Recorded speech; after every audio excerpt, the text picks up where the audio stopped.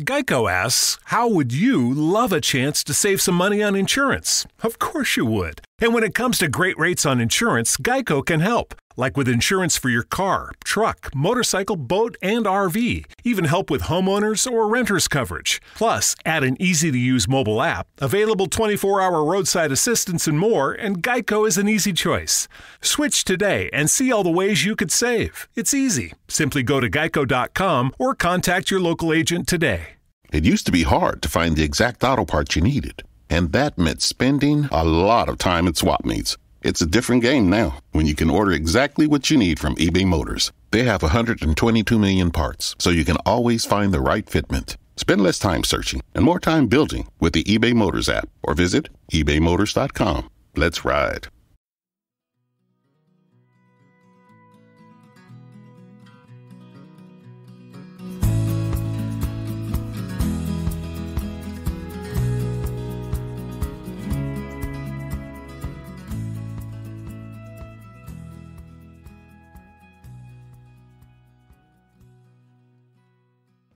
Hey folks, welcome to the Adventure Sports Podcast. Just a few things before we jump in. This one is special. Rick is nothing short of a legend in the outdoor adventure community, in conservation community, and so we're kind of taking a different approach here. Rick recently released a book about his life, Life Lived Wild, Adventures at the Edge of the Map. So you see this title and think, okay, Life Lived Wild. That could be the name of any book written by any person on this show. A lot of them live a wild life, but Rick is, it's on another level. He was a part of the team to first climb Summit K2, an American team to Summit K2, the second highest mountain in the world. He's done dozens and dozens of adventures all around the world that we're going to talk about today. He was there at the beginning of the founding of Patagonia and the North Face with folks like Yvon Chouinard, Doug Tompkins. He helped Jimmy Chin get his film career started. So this guy has just had his hands in some of the biggest and most important moments of adventure history and conservation history. So he has done so much. He's got a National Geographic Lifetime Achievement in Adventure Award and is on the board of countless organizations that make important decisions about conservation of places probably close to you. So it's an honor to talk to Rick. I honestly don't think we barely scratched the surface of his story. And I will say this book is one that my 3-year-old son can't put down because, well, there's a few pictures in it, so that helps. But because the 3-year-old can't really read, it is going to be one of those books that I'm reading to my kids as they get older. It's going to be one of those really important things that we kind of have in the house and things I reference. The stories are unbelievable. The moments of history, like I said, are just unreal that Rick has witnessed. So it was a huge pleasure to talk to him, and I hope to do it again soon. So enjoy the stories, enjoy the conversation, and let's jump in.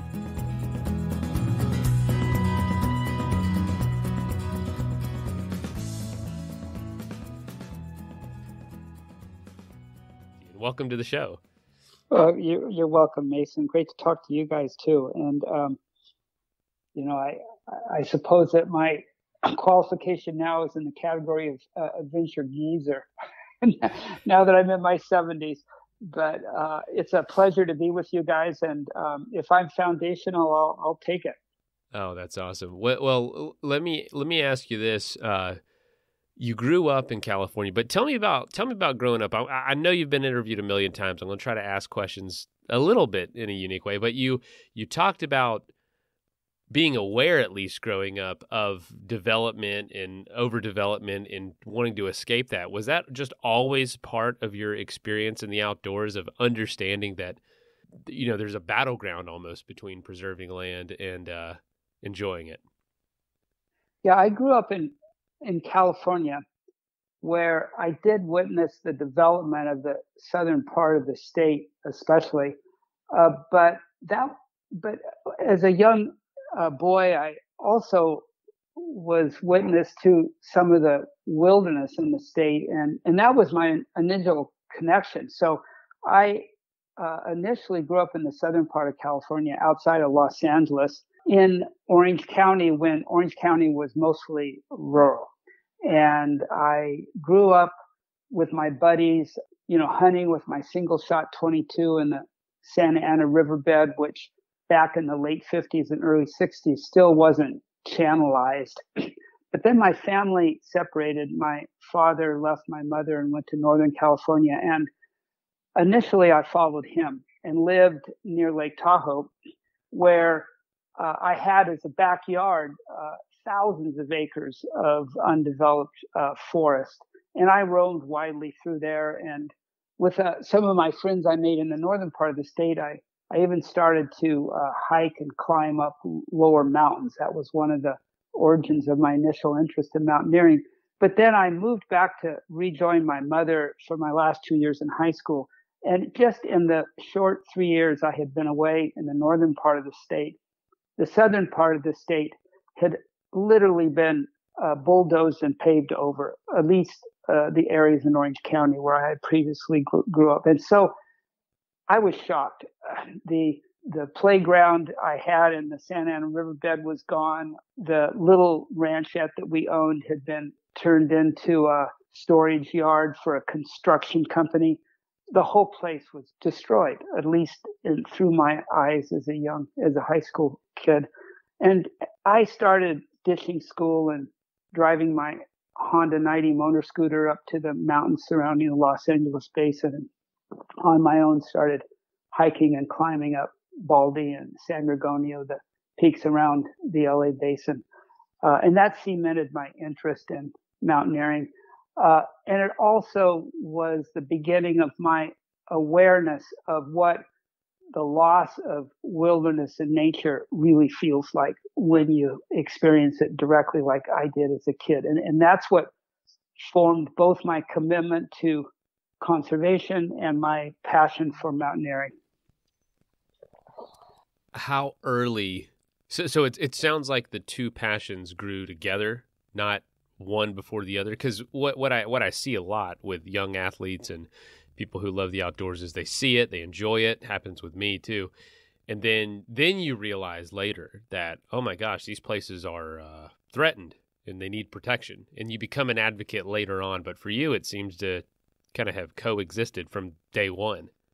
Well, the origins of my twin passions for conservation and mountaineering, they had the same roots, but they didn't evolve in exactly the same parallel way. Because soon on, my passion for mountaineering sort of eclipsed my the pain I had felt seeing the wilderness in my childhood backyard disappear. But it was still there. But this obsession with climbing and mountaineering really took over. And in my 20s and 30s, early 30s anyway, the passion for the expeditions, the people I was going with, and especially the places I was going to was what it was all about.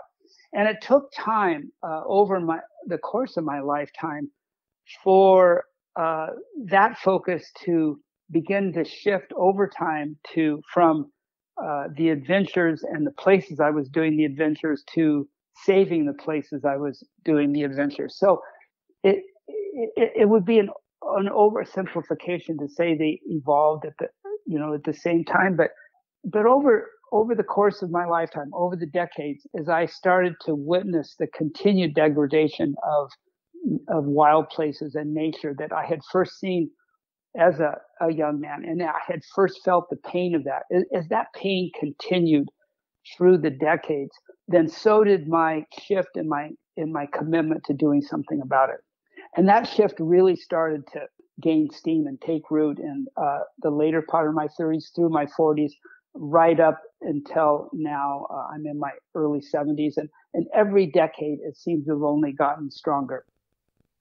Man, well, Rick, I don't mean to make this personal, but I'm in my I just turned 31 and 2 young kids, and I just see so much when I was reading your book of like, wow, this is where I am too. And I find it difficult sometimes to enjoy myself out there, knowing that there's developers foaming at the mouth to get their hands on this land. You know what I mean? It's in a particular place I may be enjoying. And How do you balance that, enjoying the place, but knowing that it can change, having seen it firsthand with places you love from when you were a kid with your mom, going to live with your dad and coming back and seeing it change? How do you balance that? Well, again, it's a balance that has the balance itself has shifted. So I don't know if balance is even the right word, but there's these two sometimes competing obsessions or commitments to the expeditions and the adventures and actually doing it, to instead using your time to commit to whatever you have to offer, to conserving those places, to protecting them. And so that is the trade-off of, it just gets down to how you're going to use your time. And as I get older, that shift towards using more of my time towards the conservation part, has continued to evolve throughout my lifetime. But all of it has its origins in the time all of us have spent in nature, in the wild. So that underlies everything. And if when you're younger, like you are, Mason, and you're using more of your time, as I know most of the listeners probably are, actually doing the adventures instead of maybe using your time to volunteer or doing whatever you can with whatever skills you have to conserve the places where you're doing adventures, well, that's okay and that's cool too. But I predict that you, with your interest, and probably most of the listeners right now, will probably discover the same thing in their lives I have with mine, that as you get older, the commitments to saving these places seems to only grow stronger and stronger. So that's the shift over time. In my experience, and I suspect it's going to be similar with a lot of your listeners tuning in right now. Oh, that's very interesting to hear. Do you think it's younger generations are maybe experiencing that feeling younger or at a younger age now, with maybe awareness or just knowing that, you can make a change? Well, I think younger people are certainly feeling it more acutely than I did in my youth. And maybe where it took me a couple of decades to really complete that conversion to just the adventures and the people I was going with, the sports, as it were, to saving the places where I was having the adventures and doing the sports. That conversion is probably going to happen quicker than it did with me, just because all of you guys in your generation are feeling it so much more acutely, and you're seeing it now as we're all seeing it as an existential challenge. And that wasn't obvious to me, certainly in my youth. I didn't see it as a possibility of not just ending the sports and the adventures because there's no more place to do them, but of actually seeing changes so acute that it even threatens our well-being for all of us, for all human beings. That was not evident when I was in my 20s, but I tell you, I did start to see that in my 30s and especially in my 40s. And I was fortunate to have mentors and teachers and guides helping me with the clarity of vision over what was really happening, that started with me in the late 80s and early 90s, when I first started to get my head around the true impact of climate change. And teachers and mentors for me, my climbing partners, especially Yvon Chouinard and Doug Tompkins, those two guys were my main teachers who helped me see the gravity of the situation that was unfolding. And they helped me see that, 3 decades ago. What do you think it is about those two that did something so impactful pretty much at the same time, through the North Face in Patagonia? What are the chances? Or was it based on their circumstances that was going to be the outcome? They were going to make that kind of big impact. You were there with a lot of that. You were there with that first bus trip down to Patagonia and just around all that. What did you see in them that maybe was different than some of the other people around? Well, it was especially different in Doug Tompkins, who had the intellectual curiosity to start digging deep into the real, as I called it a minute ago, the existential threat that we human beings were so changing nature on planet Earth that we were jeopardizing our own species' well-being and that of all the brethren wildlife we have around us. Doug was able to start sensing that kind of before any of us. He could, as I said in my book, see a little further over the horizon line than the rest of us, even more than Yvon.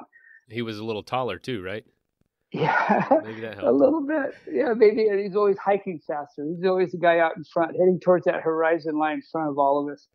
But the origins of Doug's awareness go back to the early 70s when he started running into some of the thinkers and philosophers that collectively were known as the Club of Rome, where in the early 70s, those guys, those economists, started to really see the long-term consequences of too many people on a planet using too much of that planet's limited resources, and they were able to start to project out into the future what the ultimate consequences of that might be, including getting into their eyesight the twin interconnected crises of climate change and extinction.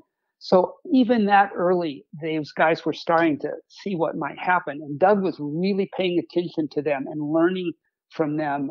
And that led to him making a deep intellectual inquiry into what was really going on, beginning in the late 70s and especially through the 80s. So as I started hanging out with him and going on climbs with he and Yvon, Doug would always show up with a list of new books for me to read and articles to reference. In our campfire conversations, inevitably would end up talking about the climate crisis and the extinction crisis and what the consequences long-term might be and what any of us could do to do something about it. So those were our campfire conversations. And that was more than anything where my own commitment to doing what I could about these crises had its origin. What were the solutions around the campfire back then? And were those solutions what happened, or have those evolved to what you're trying to do today, if that makes sense?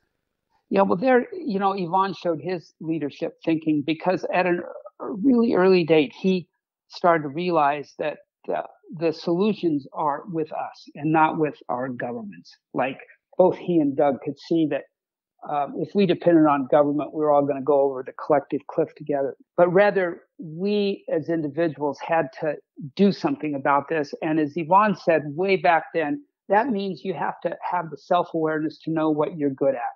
And if you're a writer, you got to write about it. And if you're a good speaker, get out and voice awareness about what's happening. If you got a lot of money, become a philanthropist. And if you got time, volunteer. But whatever you've got and whatever you're good at, you got to do something, because the core of activists is act. And if we as individuals don't act, then we're not going to find the solutions to the existential challenge we're all facing. So that's what I learned from those two guys. And they articulated that really early on. We're talking about 40 years ago.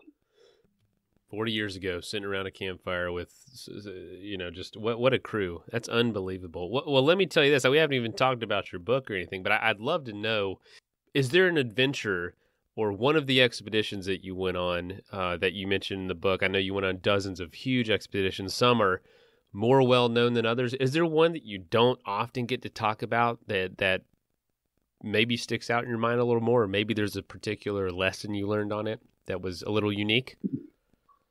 Well, the one expedition in the book that I'm most proud of, the one that meant more than the others, was one I do talk about quite a bit, and that's the trip in 2002 to the extreme northwest corner of the Tibetan Plateau with Conrad Anker and Galen Rowland and Jimmy Chin. When the four of us used our mountaineering skills, as well as our tenacity, and kind of commitment to, a tough goal to follow the migration of an endangered species of goat antelope called the Shiru across the totally unexplored section of the Tibetan Plateau to discover their calving grounds so that we could document it and bring awareness to the world of the plight of these animals, where elsewhere in the range they were being poached to near extinction for their underwool that was being woven into shawls that had become fashion hits in Milan and New York and Paris. So wildlife biologists had never been able to find out where those calving grounds were for sure and document them. And they knew if the poachers got there first, it was game over for these animals. So, I had the idea to get some of my mountaineering buddies and see if we could actually follow them on foot so that they would guide us to the calving grounds. But it was going to be a long ways. It was going to be about a 300-mile trek across this uninhabited and unexplored section of Tibet. And you can't carry enough supplies in your backpack. Like we knew that there could be 2 or 3 or 4 days between water, for example. So we're always going to have to carry water. We had to have media gear with us because the goal was to document the calving grounds. And you added it up and it was going to be 250 to 300 pounds per person. You can't carry that in a backpack. So I had this idea to maybe build rickshaws and carts, hand carts, like the Mormons did crossing the Great Plains. And that's what we did. We got backing from National Geographic and we went out to where the main biologist studying these animals, George Schaller, had told us the migration tends to coalesce. And we got out there. We had to drive 1,000 miles off road just to get to the beginning of the trek, way beyond the last village. And we assembled these carts and the truck left us out in the middle of nowhere. Like we cut the cord big time. Pretty soon we fell in line with the migrating animals and we followed them to their calving grounds. We documented it. We discovered where it was on the south side of the Kunlun Mountains in a completely uninhabited area. And we brought back to the world these video and photographs and writings. We wrote an article for National Geographic. We made a television show for them. We wrote a book. We went on lecture series. And the scientists took all this back to the Chinese government and persuaded them to create a protected area around the calving grounds. We raised money through Patagonia and some other companies to field patrols to support the Chinese and the Tibetans. And it worked. It turned back the poachers. And those animals have been increasing. And that to me was like the most fulfilling expedition I've ever been on, because it wasn't just about us, getting to the top of some peak and, waving our ice axes up and becoming heroes. It was the opposite of that. It was us using our mountaineering skills to try to save the species, and it worked. It was so gratifying. We got back from that trip, and I remember Galen telling me that, I've been doing this all my life. I've been on dozens and dozens of adventures all over the world on the highest peaks. And I got to tell you, Rick, this was definitely the best one of all, the most fulfilling of my career. And as you may know, Galen died in a plane crash 3 weeks later. And it was as tragic as it was to lose him, still gratifying to know that I had been with him on what he considered, and all of us did, the most fulfilling trip of our lives. Wow. Unbelievable story. The fulfillment of it is so interesting because I feel like it's, I personally, my most, the trips I look back on with the most, the most fulfillment, most gratitude are not the ones I maybe expected that going in. And it's the ones where I wasn't completely focused on my own, my own mission or my own goals. It was something bigger than myself. How did y'all even find out you could use these skills to do good? Where was that coming from? And how were you able to say, hey, we can help? Does that make sense? Yeah, it's also interconnected, Mason. And these are stories I tell in my book. But to answer this question, I have to go all the way back to 1980 on an expedition I shared with Yvon Chouinard and another close friend, Jonathan Wright, who was not just my climbing partner, but a business partner. He and I were a writer-photographer team for National Geographic. And we were on the first American expedition allowed into the People's Republic of China when the PRC opened in 1980 to outside international mountaineers. And we were going to attempt the third ascent of Minyakanka in the eastern margin of the Tibetan Plateau. But coming back from establishing our Camp 1 position at about 20,000 feet. Yvon and Jonathan and I and another of our friends, Kim Schmitz, we triggered an avalanche. And it broke out, a point break avalanche broke out from under our feet and swept us down the side of the mountain about 1,500 vertical feet. And we were all injured. But Jonathan was the most grievously injured. And I tried to keep him alive, holding him in my arms, breathing into his mouth, giving mouth to mouth. But after a half hour, he died, and we buried him on the side of the mountain next to where he had died, and went home. And I wasn't sure I was going to even go back to mountaineering after that. It wasn't just losing Jonathan, but nearly dying myself. I had to really think through the rewards versus the risks. And were you a parent at this point? No, not yet. But I did decide to honor a request that Jonathan's family and his wife made to complete an article Jonathan and I had partially done for National Geographic on what then was the newly chartered Mount Everest National Park in Nepal. Jonathan had already taken quite a few of the photographs. He and I, after the Minnetonka trip, were supposed to go there to finish the article. And so at his wife's request, I went back for her, for Jonathan's parents, and also for Jonathan's 1-year-old baby that he left behind, baby daughter, knowing that the article might be important to her someday. And on that trip in Kathmandu, I met my future wife in the lobby at the Yak and Yeti Hotel, where I saw her in the lobby, and we got to know each other. And that eventually led to me proposing and her accepting my hand in marriage. Another story I tell in the book. But I also kept track over the years of Jonathan's daughter, Asia. And then when she turned 20, she came out to work as an intern for me in Patagonia, and she stayed with my wife and me and our daughters, our kids, who were of a similar age. And at the end of that summer, Asia said she wanted to talk to me, and I knew that she wanted to know more about how her father had died, because after he died, her mother had shut him out of their lives.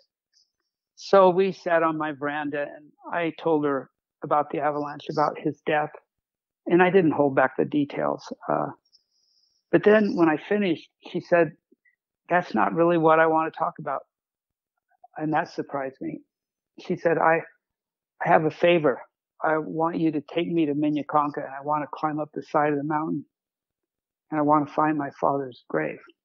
And I didn't tell her yes. I told her I needed to go talk to my wife about it. And my wife, Jennifer, said, "Well, of course you're going, because Asia's not asking you to find her father. She's asking you to be her father." So I knew that had Jonathan lived, he would have taken his daughter Asia on some of his adventures, just like I took my kids. And I knew that those adventures would be to Asia, the place. And I knew that they would likely also include climbing and exploring and real adventuring. So instead of just taking her to Minnetonka to find her father's grave, if it was still there, if I could find it all those years later, I decided I would take her on an extended adventure like her father would have done. And I thought, I should try and climb a peak with this young woman as well, because that's what Jonathan would have wanted me to do.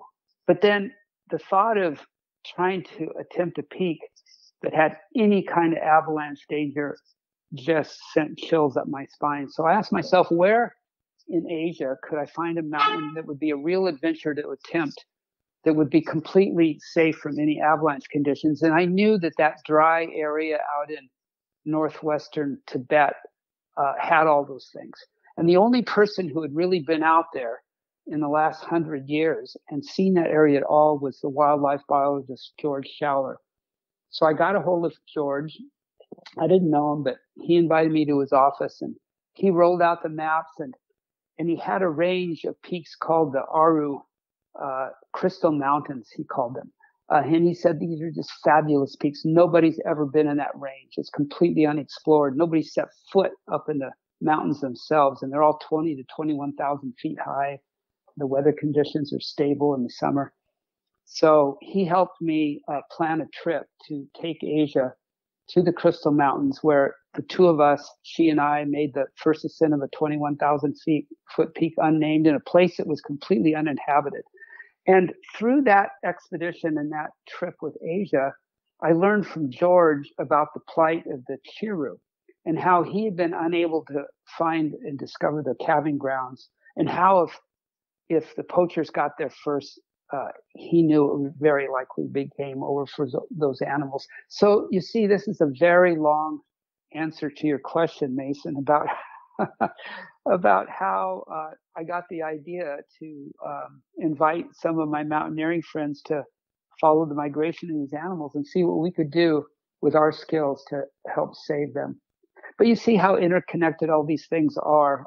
If there's anything in this, perhaps for your listeners to learn from, I guess it's a couple things. As I said previously, it's to do what you can with your skills, try to make a difference in saving the wild part of the planet. But the other little lesson in here is to learn how to always keep your antenna up for new ideas and interesting things you might be able to do. Because, me listening to George tell me about the plight of the Chiru, was in the back of my head. I thought, maybe we could just follow those guys on foot. And George had said, no, you can't do that. You're going to have to carry 200 to 300 pounds of stuff, and you can't backpack it that far. It's 300 miles to follow that migration. Maybe a little less, maybe a little more. Nobody knows. And then still, I had that there in my head. It was always something I had been thinking about. I told myself, there's got to be a solution to this. And then maybe a year later, I was at the outdoor trade show in Salt Lake City before I had moved to Denver back in the day when it was in the Salt Palace. And I was at the Marriott Hotel waiting for a meeting, sitting in the lobby. And I spied across the lobby this statue of a Mormon family crossing the Great Plains on their way to Utah in the 19th century.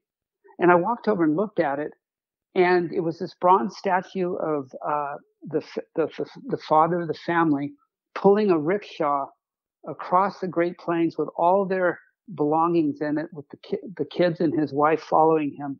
And I saw that and I went, that's it. That's how we're going to cross the Changtang Plateau. That's how we're going to save the Chiru. So see, that's the lesson, I suppose. You got to keep that antenna going. You got to recognize an opportunity when it's there. That's the definition of what most people kind of call luck. Let's take a quick message break and hear from the folks that help make this show possible. One of the most formative things I did in my outdoor/adventure career was to be a camp counselor. So a couple summers in college, I helped kids learn how to mountain bike, to climb, to paddle, canoe, all kinds of stuff. And it was one of the coolest experiences and gave me a lifelong love of sharing these sports with people. And it honestly directly led to me hosting this podcast. And why that excites me so much is because Avid for Adventure reached out to us and said, hey, we have hundreds of summer camp counseling jobs, seasonal jobs all over the country, and we need your help filling them. So if you would like to spend your summer in the mountains teaching kids how to rock climb, mountain bike, hike, kayak, backpack, and everything else you can imagine in places like California, Colorado, the Northeast, the Pacific Northwest, be out in the mountains, be out in the woods, be out on the water. If that's how you want to spend your summer and you want to make some money and you want to have access to healthcare and you want to work at one of Outside Magazine's best places to work, then you need to apply for one of these jobs with Avid for Adventure. All you got to do is go to avid4.com/jobs. The application is only 5 minutes, and even if you don't think it's a good fit for you, I promise that you know somebody who could fill one of these hundreds of roles that we need to fill this year. Again, that's Avid the4.com/jobs. Fill out the 5-minute application and tell them you heard about it through Adventure Sports Podcast. Let's go have the best summer of your life. If you're like 90% of the population out there, you are trying to reduce your sugar intake. I am excited to talk about Sugar Break, the first natural, non-prescriptive support system that empowers you to reduce your sugar intake and manage healthy blood sugar levels. So whether you've got a really big sweet tooth like I do, you can try their Resist product, which helps you resist those foods. Or if you need to stabilize your blood sugar or even reduce your blood sugar and have blood sugar with confidence throughout the day, where you're trying to maintain a keto diet, all those reasons, any reason you're trying to reduce or resist sugar, Sugar Break can help. And they also have an awesome line for kids. And again, it is all natural. So if you're trying to make 2022 a year of healthy eating, healthy consumption, and better sugar intake, you can try and learn more about Sugar Break at sugarbreak.com/ASP and use the code ASP for 15% off your entire order. This applies to any product on their site. Again, sugarbreak.com/ASP and use the code ASP for 15% off. If you're in need of some high quality professional live streaming capabilities for work or hobbies or whatever, check out Melon. Yes, like the fruit, Melon. Melon allows you to stream right in your browser. You don't have to download anything. Your guests don't have to. It's super easy to sign up. Takes like 15 seconds to get signed up. And it comes with a ton of different tools. Allows you to live stream across tons of different platforms like Facebook, YouTube, Twitch, Twitter, all at the same exact time. So you don't have to pick and choose if you're hosting a webinar or doing anything like that. You can literally live stream to all those places. There's a single chat that people can all comment on the same place. You can accept donations. It saves to the cloud. High quality camera capabilities. Like it's awesome. So if you feel like you have a need for live streaming and have some pretty serious customer support to go along with it, go to melonapp.com/ASP. And that's melonapp.com/ASP to get started for free today. That is plenty of that for now. Let's get back into the episode. You put the pieces together over time, and I love that you you had a young Jimmy Chin, famous Jimmy Chin you had on that expedition that after Conrad Anker recommended him. And there's a quote that you said that Jimmy said to himself, "What did I do to deserve this opportunity?" And then about a week into the trek, pulling that giant rickshaw over mountain passes and everything else, he asked himself again, "What did I do to deserve this?" He did indeed. And that was, we originally, David Brashears was coming with us, and then David had a conflict and had to drop out, a professional conflict he couldn't resolve.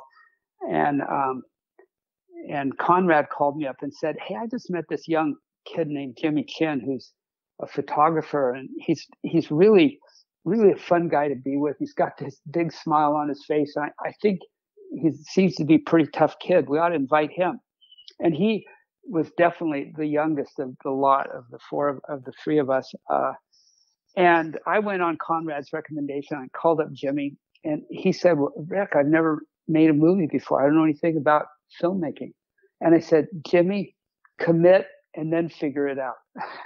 And that's something that I learned from Doug Tompkins. That was a phrase that Doug had above his desk at Esprit, the women's wear company that he owned. It was a little sign right above his desk. And I had adopted that maxim into my own life. And it really helped me figure things out. When I was hesitating to launch into a project because there were just too many unknowns, I just recalled what Doug sign above his desk said, "Commit and then figure it out." So Jimmy now tells me that that's become sort of his maxim as well. And when he has faced obstacles with his films and sometimes things seem insurmountable to him, he just smiles and goes, "Oh, I remember, commit and then figure it out." So it's worked for him as well. It's really a cool sense of gratification to me that, I helped Jimmy on his way, giving him his real first film job. And look what he did with that. I couldn't be more proud of him.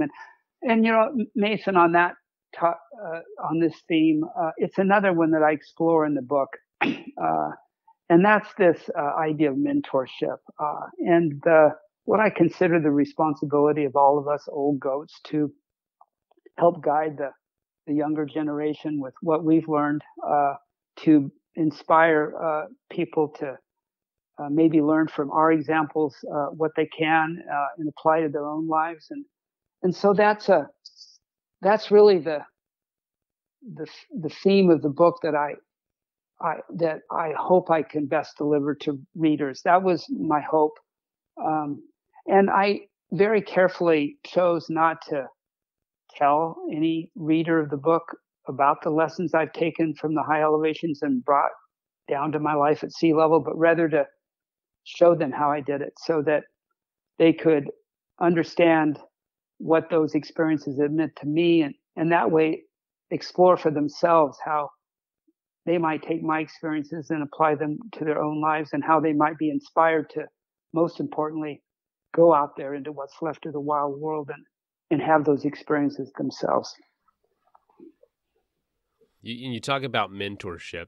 To you, what is the extent of mentorship? Because, a lot of people, we hear a lot, you need a mentor, but that can be a really daunting thing to ask someone. It's almost like, hey, it's almost asking to, like, you want a date or something. It's kind of it feels like a big commitment, but is it that way? Do you view it that way? And how often are you interacting with your mentees, and what does that look like in your experience? Well, it has many different forms. It can be just an email to a young woman or man, trying to share your insights with them. Sometimes that's challenging because a lot of times a young person will come to me and say, I want to be a photographer. How do I do it? And I just kind of put my hand on my head and go, oh, this is the tough one. And I explain to them, there's nothing that simple. But rather, I try to talk about things like commit, and then figure it out to offer to them those kinds of principles and guides by which they have to live their lives. If their lives include an ambition, like how to become an adventure photographer. But then other opportunities to be a mentor are certainly, in addition to just emailing somebody, I also often will arrange to meet somebody in person. It's been a little tough with COVID, of course, but I love doing that. And it's not just with my meeting with someone to talk about my life as an adventurer, but I also do that with my life as a business person. I did that even last week with a young man who has a startup apparel company. And that's deeply satisfying to be able to do that. But probably the most satisfying of all is when, like we did on that trip to Northwest Tibet, you have the opportunity to actually bring a young woman or man with you so that they can really have the same experience. And you can have all those days together, again, sitting around the fire in the tent, telling stories and sharing your own insights in a deep way that you're always hopeful will land with that person and help send them in the direction of their own ambitions and dreams. So that experience was in 2002 when you rickshawed across Tibet. In 2004, you joined Patagonia. Now, what I was curious about was you were there you mentioned you were one of the folks just kind of hanging out with Yvon and hanging out with that crew in the early days of Patagonia. What took you so long to join officially? I know you did contract work and whatnot, but what was the reason you didn't jump on board right away? Was it to live this lifestyle, or were you just busy doing other things? Well, it's a little more complex than that. And I met Yvon in the early 70s. I was living down closer to Los Angeles than in Malibu with a surfer buddy. I was just hanging out there because it was in the northern part of Malibu, pretty cool place for a surfer to be. And it wasn't that far up to the high Sierras to go climbing. But I had met Yvon, and he lived up in Ventura, an hour north. And there are a series of islands off the coast of that part of California called the Channel Islands. And those islands block swells that come down from the northwest, so that the Malibu is in the swell shadow of the Channel Islands during the winter swells. But then during the summer, when the swells come from the opposite direction, Ventura's in the swell shadow of the Channel Islands. So they have alternating surfing seasons. So pretty soon after I got to know Yvon, I was going up to his place in the winter to go surfing, and he was coming down to my place in the summer to go surfing. And that eventually led to a friendship where we started then going up to the mountains together to climb together. But then in the late 70s, I'd had it with Malibu. It was just too many people that were posing. There were too many people pretending to be somebody else. They were actually making their living there that way, as actors. Anyway, that they weren't my people. Right. So Yvon found a place for me up right near him, and I moved up there in the late 70s to Ventura. And so all during the 70s, from the early 70s until I moved up to Ventura, I had been hanging out at Chouinard Equipment. And it's very fledgling clothing line, Patagonia. And I got to know all those people, and I started doing a few odd jobs for them in marketing, taking photographs and writing copy for ads. And then when I moved up there, my work with them increased. And then soon I married Jennifer. I met in Kathmandu in 1981, going back there to write that National Geographic article I mentioned earlier. And then after we married, she moved in with me. We started our family. She had been in the apparel business, but in the high-end fashion part of it all her life. And she was a worker. She wanted a job. So I introduced her to Chris McDivitt, who was the CEO of Yvon's company. And they hit it off. And Chris hired my wife to set up the marketing department at Patagonia with one other woman, Kathy Metcalf. And so my wife started hiring me to take the photographs and write the copy. and I was working for her, but only as one of my clients. And so I had started a photography agency myself, representing a lot of outdoor adventure photographers and filmmakers, like 160 altogether in the stable of the small company I had. So I was busy with my own company, and Patagonia was one of my main clients. And then because I was still working for the company on a contract basis, and because my wife was working there full time, we were intimately part of the company. So then my wife retired in the early aughts, and I sold my company at the same time.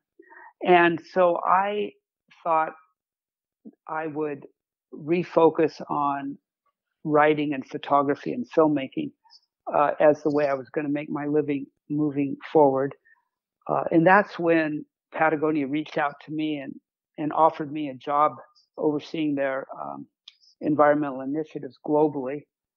And that was intriguing because it was such an integral part of the company. It was really why they were in business. But I was cautious to work for one of my best friend's companies. I asked myself, what if in that work I got crosswise with Yvon? Would I regret accepting the offer to take this job? And I went to my wife and asked her what she thought. And she said, well, Rick, you always tell me you like to try new things. So why don't you try this thing called having a regular job? And she prevailed, and I accepted the job. And I was there for 15 years. I just retired 2 years ago. So between my early contract work, my friendship with Yvon in the early 70s, my hanging around the company, even as Patagonia was chartered in 1973, all the way through my wife's tenure, her retirement, my tenure. Between that, we've been there at the company, closely involved for its near 50-year existence. Oh man, there's so much I could ask you about there, just with what it was like. I mean, many of us have read, Let My People Go Surfing, and just I work for a company that has modeled itself very much off of the culture at Patagonia, and it's had an impact that's probably more than you'll ever know. You'll never know the extent of it, just because it's been so revolutionary. But were you aware that early on that this was different, or was it something you look back on and say, yeah, we were onto something? Well, we knew it was different. There was that was very evident to all of us, and we used to pride ourselves on that difference. It was such a quirky place, and we knew that there weren't very many companies out there that were just as quirky as we were. I mean, there were a few like Ben and Jerry's. We were all really close buddies back then. Ben and Jerry used to come out to Ventura because we had this quirkiness in common. But boy, there was nobody else out there. And, but I don't think any of us, including Ben and Jerry, really had the vision of where it might go, down the line. Yvon did just a little bit, but I don't think even back in the 70s and even in the early 80s, even he could see what the potential might be. But the ingredients of the scaling success, were all laid and deeply embedded, because while everybody was sort of really quirky, and we,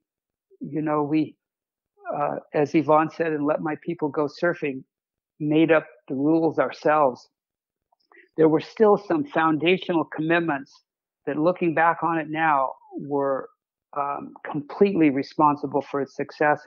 And probably the most significant ones, and a couple of them that I didn't fully appreciate, was Yvon's commitment to quality above everything, and to never accept a product that wasn't just as good as he and his team could make it, even if it costs more.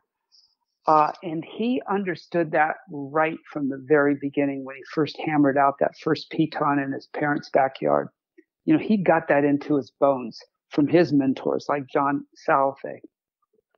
And that has been so responsible for Patagonia's success. And it's also the foundation of its environmental commitment, because that quality product that is built to be as durable and long-lasting as possible over its lifetime is the product that has the lower footprint of a comparable product that is less durable and doesn't last as long.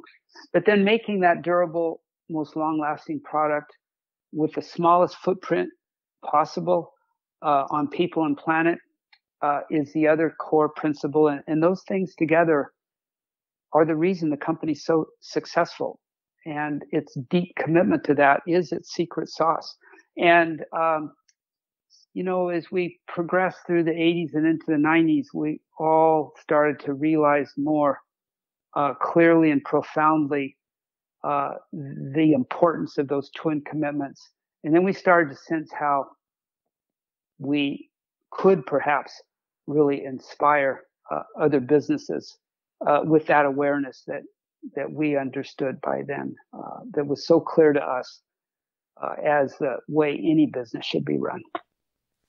What then gives you, having seen from a young age the world changing, development taking over, channeling of riverways and waterways, being involved with Patagonia so long, what gives you the most hope for the future of our planet? Is it the principles Patagonia has helped put in place, or is it something else? Like what in particular, or what have you seen lately that gives you hope? Well, I'm more optimistic than Yvon is. He's a doom bat. Oh, is he? Yeah. But I'm actually, I'm in some ways getting more hopeful of late. And the hope, and my hope is linked to my involvement with a emerging NGO called One Earth that I've been involved with since its founding, and I'm the chairman of the board of this now somewhat small but quickly growing group that has, for the first 7 years of our existence, raise money, and quite a bit of money, many millions of dollars, to invest in supporting scientists around the world, dozens and dozens of them, at a cost of tens of millions of dollars, to really do the deep science of how much and what kind of conversion of human beings' energy systems to renewables we need to make. And then secondly, how much of the planet's surface we need to safeguard as carbon sinks, where nature can go about its business doing what it knows best how to do to sequester carbon. And then thirdly, how much of the planet's food and fiber production systems need to be converted to regenerative protocols that increase the health of soil so that soil becomes a carbon sink, literally pulls carbon out of the air and puts it back in the ground where it used to be. We've now nearly completed the science of how much you need to do in each of those three areas of energy, nature, and food to keep the planet at or below 1.5 degrees of warming, which is the red line. And we are just about finished with the last of that science, which is the food and fiber part. We finished it with energy. We finished it with nature. It's published. It's been published and peer reviewed in the leading scientific journals in the world. Some of the reports, one of them on energy, is 500 pages long. And we can do it. We are showing how we human beings can use existing technology in all three of those areas to scale existing technology to save the world, to save ourselves and all our wild brethren. We can do it. So now it's just a matter of convincing the planet, the people, the governments, to get on board and get the job done. But because the solutions are increasingly clear, I still hold on with some optimism that we can get people aligned to commit. And then, as I said before, figure out how to save the world. So, Rick, it was these adventures that built this passion for you, helped you see the world, helped to see what's out there. And that's one huge reason we ask people to live a more adventurous life and try to inspire them to do so on the show. Is there a story that didn't make the cut for the book, something that you could share with us, that you could tell in full, that wouldn't be spoiling anything for the book, but would give us a kind of a flavor of what's in the book, if that makes sense? In the epilogue, actually, I think it's in the end, in the credits at the book at the end, I explain how the book had its origin when I was hanging out in a Santiago airport with Jimmy Chin and Timmy O'Neill, where we'd been down in Patagonia together. And we were on our way home. We had a long layover in the airport. And I was telling those guys some of my stories, specifically about K2 and how back in 1978, when we made the third ascent of K2, it was an old school expedition and we had 450 porters. And Jimmy went, 450 porters? What were they carrying? And I said, well, we had all this stuff, it was going to take 4 or 5 months. We had to walk 110 miles each way to get to the base of the mountain. And the ridge was super long that we were going to try. So we had, over 300 porters to carry all of our stuff. And then we were going to be in an area that was uninhabited. And we had to have food for all these porters. So we needed another 80 porters to carry all the food. And then I said, then we realized we needed another 15 or 20 porters to carry food for the 80 porters that are carrying food for the guys carrying our gear. And they shook their head and laughed. And they said, dude, you got to have an Instagram account. You got pictures? I said, sure. So anyway, by the time we were on our third beer and we got on the airplane, I had an Instagram account that Timmy and Jimmy had set up for me. And I started posting some of my old photos and telling a few of the stories in, paragraphs. And then my daughter, who worked at Patagonia as a editor, that photo editor, said, Dad, you got to turn these into a book. Stories are so cool. So that's how it started. And when I got done writing the first draft of this thing, there were like 50 stories. But then it was a doorstop. It was just too big to publish. So I went into a pretty extensive editing process, and half the stories hit the floor, and I ended up with 25 stories. But anyway, some of those ones that hit the editor's floor, I'm starting to put on my website at rickridgeway.com. I have 3 of them up there now. And in fact, I just remember I should put another one up today. And there's some pretty cool ones. So to answer your question, Mason, I think just point people to the website and check out some of the stories that didn't make it into the book. If you don't mind, you seem to be in a phase of reflection and sharing with folks advice and being a mentor. If you could leave us with a word of advice on how to live a more adventurous life. That doesn't necessarily mean climbing Everest, but what does it mean to you to live a more adventurous life, and what do you encourage folks out there to do so who might not be on that trajectory right now? The most important thing, Mason, for all of us is just to get out there into nature. And when we're in nature, to learn how to pay attention to nature, because you have to really watch and listen and sense what's going on around you to really get from it what it can offer and teach. I think the most profoundly important teaching in wild nature is to learn and to get into our bones the realization that all life depends on death, that as soon as we're born, the clock starts ticking, and that all of us have that date on our calendars when we will leave the earth and we're going to be dead. Because again, that is the way life has evolved. Life would not exist without death. And you can get that into your bones when you're out there in the wild world and you're watching carefully and you see how it really works. And then when you get that into your bones, and when you learn to accept the fact that you're here for a very short amount of time, then pretty soon you learn how to best use that time through really paying attention, really being there every day that you're alive and breathing, to accept the fact that you will inevitably die. And when you integrate all those things into your bones deeply, then you gain this resilience against setbacks, resilience against disappointments. You can learn profoundly that even something like the pandemic is just a road bump. And you can all live, all of us, more strongly and fully, and all be more fulfilled with the choices that we make, with the experiences that we have, with the lives that we live.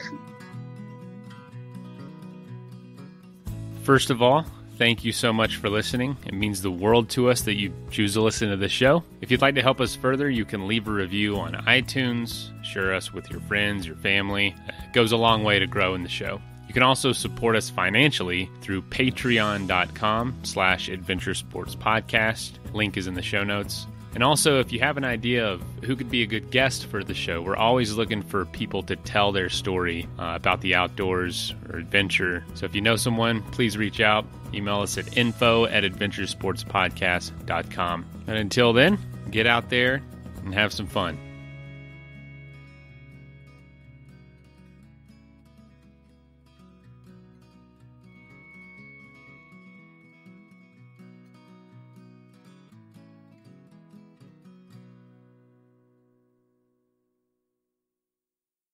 Target has everything you need for Easter fun on your next Target run. Like basket building and brunching faves, decor, and candy galore. It's festive fun for everyone. Easter. Easy as Target. It takes a lot of ingredients to fix or build a car, like cooking, but without the frozen dinner easy way out. eBay Motors has 122 million parts. It's always the right fitment, so you can follow any recipe to a T. Whether it's a vintage Italian coupe that's classic like Grandma's meatballs, or a German luxury car that's as complicated as Oma's rouladen, to cook up something great in the garage, use the eBay Motors app or visit ebaymotors.com. Let's ride.